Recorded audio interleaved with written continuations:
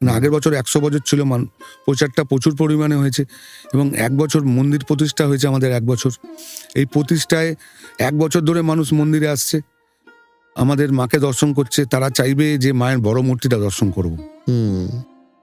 মানে প্রতিটাই প্রতিষ্ঠা করেছি আমরা। মানে মায়ের যে বাইরে পুজোটা হয়, যে মাটির মূর্তিটা হয়, ওটার উচ্চতা 21 ফুট, সেটারও গয়না সব সোনা এবং রূপো, এবং সেই ঘরটাও আমরা প্রতিষ্ঠা করি ওই দিনকার জন্য। আমাদের যে কমিটি আছে, নৈহাটি বড়কালী পূজা সমিতি ট্রাস্টের নামে উৎসর্গ হয়, এবং মন্দিরে যেটা আছে সেটাও ওই নামেই হয়। মানে আমাদের কিন্তু দুটো আছে, একটা সোসাইটি আছে নৈহাটি বড়কালী পূজা সমিতি, আর একটা হচ্ছে নৈহাটি বড়কালী পূজা সমিতি ট্রাস্ট। দুটো নামে দুটো উৎসর্গ হয়।